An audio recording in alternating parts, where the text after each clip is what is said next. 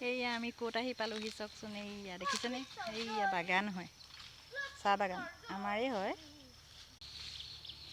এনেকুৱা দিনত আমি বাগানবোৰ কলম দিওঁ। বাগান আৰু এখন আছে, সেইখন বাৰু আগত দেখুওৱা হৈছিলে আপোনালোকক। এনেকুৱা দিনত আমি বাগানবোৰ কলম দিওঁ, কাৰণ তেতিয়াহে বহাগ মাহত পাতটো ওলায়। অলপ দেৰিকৈ দিলে কিন্তু পাতটো ওলোৱাটোও দেৰি হৈ গুচি যাব।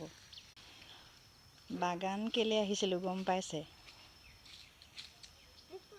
এইখিনি খৰি দেখিছে, কলম দিয়া যিবোৰ খৰি ওলালে, এইখিনি খৰি আমি জুই ধৰিবৰ কাৰণে ঘৰলৈ লৈ যাওঁ। বেটা দেখিছে, ই আকৌ বাগানলৈ আহিবলৈ পালে বিৰাট ভাল পায়, একদম নাচি থাকে, মুকলি পায়তো।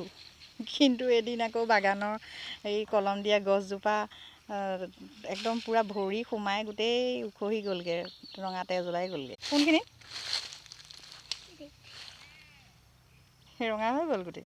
ওচৰৰ পৰা দেখুৱাইছোঁ চাওক, এইখিনি মানে পাতখিনি যেতিয়া সৰি যায় তেতিয়াহে জ্বলাবলৈ ভাল, নহ'লে পাতে চাতে নিলে গোটেইখন ডবলকৈ জুই একুৰা হৈ গুচি যায়।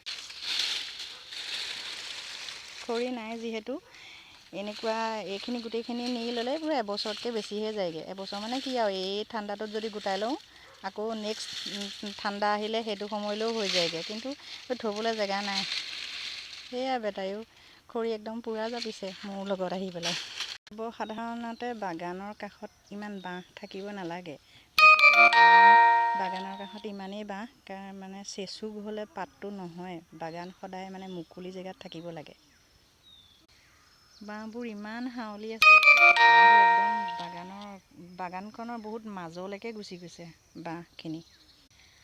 আপোনালোকৰ বাগান আছেনে জনাবচোন, কেনেকৈ আপোনালোকে বাগান প্ৰতিপাল কৰে। আমিতো এনেকৈয়ে চলিয়ে আছোঁ বাৰু, কিন্তু এনেকৈ সৰু সুৰা বাগান এখন থাকিলে চলি থাকিবলৈ হয় আৰু।